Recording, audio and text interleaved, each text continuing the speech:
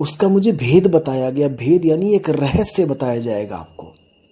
आपका कोई नाम नहीं जपवाया जाएगा, कोई ओम कलियम हरियम श्रीयम सोहम जय श्री राम जय हनुमान जय कृष्ण कबीर कबीर कबीर, ऐसा कुछ नहीं जपवाया जाएगा।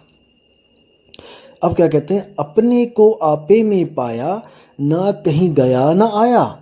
देखिए कितनी सुंदर वाणी है, आप अंदाजा भी नहीं लगा सकते इन नादान लोगों की जो सोचते हैं कि कबीर साहब सतलोक अलख लोक आगामी लोग जाते हैं और अपने अपने चेलों को भी ले जाते हैं वहां पे। अब नामदेव जी उनके शिष्य हैं, लेकिन वो क्या कह रहे हैं, ना कहीं गया ना आया, अपने को अपने में पाया। अब इसका क्या मतलब है कि जो सतगुरु कबीर साहब जो ज्ञान देते हैं, जो नाम दान देते हैं, जो आत्म स्वरूप का ज्ञान देते हैं, उसको पाने के लिए आपको कहीं जाना नहीं पड़ता कि आप उसको सतलोक में जाओगे तब आपको मिलेगा। आपको घर में बैठे बैठे ही वो आत्म स्वरूप प्राप्त होगा, क्योंकि वो आपका ही स्वरूप है। अपने आप को प्राप्त करने के लिए आपको सतलोक नहीं जाना पड़ेगा। आप यहाँ पे भी हो, आप सतलोक में भी हो, आप कहीं भी हो, आपको वो आत्मज्ञान बैठे बैठे वहीं मिलेगा।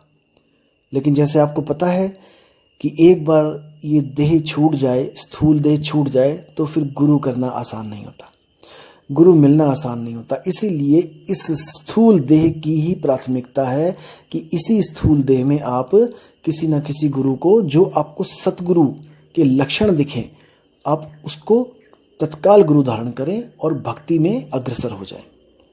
अब आप क्या कहते हैं, ज्यों कामिनी कंठ का हीरा आभूषण विसराया, संग की सहेली भेद बताया, जीव का भरम नशाया। अब कह रहे हैं ज्यों कामिनी कंठ का हीरा, जैसे किसी औरत के कंठ यानी कि गले का जो हीरा है, आभूषण विसराया, उसने गले में ही पहन रखा है लेकिन वो भूल गई पहन के, और वो जल्दबाजी में अब ढूंढ रही है कि मेरा हीरा गया तो गया कहाँ। जैसे दोस्तों हमारे साथ भी ऐसा होता है, कई बार हमारी जेब में चाबी होती है और हम लोग जेब ना देखने के कारण हम लोग इधर उधर भटकने लग जाते हैं कि वो चाबी कहाँ है कहाँ है, और अंत में जब हम जेब में हाथ डालते हैं तो हमें अपनी मूर्खता पे हंसी भी आती है। तो इसी तरह बोला है कि संग की सहेली भेद बताया, जो साथ की सहेली थी, जो भेदी थी, जिसको रहस्य का पता था, उसने भेद बता दिया। अब उसने कोई मंत्र नहीं दिया, कोई जाप नहीं दिया उसको जपने के लिए कि उसको जपेगी तो वो कंठ का हीरा उसको मिलेगा, नहीं, वो उसके गले में ही है और उसका केवल उसको भेद बताया गया। संग की सहेली भेद बताया, जीव का भरम नशाया, जैसे मृग नाभि कस्तूरी बन बन ढोलत धाया। देखो कितना सुंदर उदाहरण है।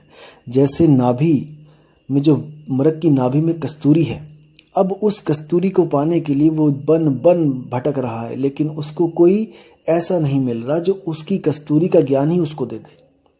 जो भी मिल रहा है वो क्या कह रहा है, ये मंत्र जप लो, वो मंत्र जप लो, ये साधना कर लो, वो साधना कर लो, लेकिन कोई भी आत्म साधना नहीं करवा पा रहा है, खुद की साधना नहीं करवा पा रहा है। सब किसी ना किसी को पकड़ा रहे हैं, उसको पूज ले, उसको पूज ले। कबीर साहब ने कभी नहीं कहा कि मुझे पूजो, कभी नहीं कहा।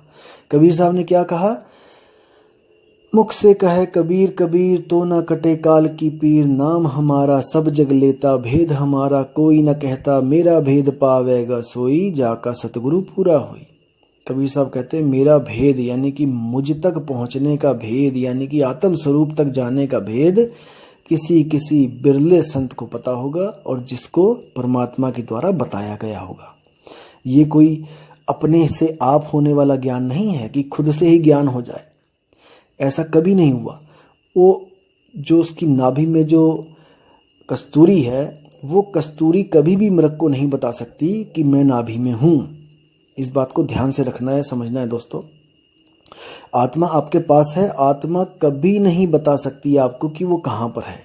ये सब भ्रम का ज्ञान है, ये सब मनमुखी ज्ञान है, ये मन की कल्पना है कि मुझे कोई बता गया, मुझे किसी आत्मा की कृपा हो गई। आत्मा की कृपा कभी होनी होती तो युगों युगों तक हम यहीं भटक रहे हैं, हमें कब की हो जानी चाहिए थी। आत्मा की कृपा कभी किसी पे नहीं होती। आत्मा तो खुद एक सैन की तलाश में है। उस आत्म तत्व को जब गुरु सैन देता है, तब उसको उस सैन के द्वारा अपना ही आत्म तत्व मिलता है। दोस्तों इसको समझना पड़ेगा इसको समझना पड़ेगा मैं क्या कहना चाह रहा हूं। जो आत्म तत्व है वो ही आत्म तत्व को प्राप्त कर सकता है। मन मन को प्राप्त कर सकता है, तन तन को प्राप्त कर सकता है। तो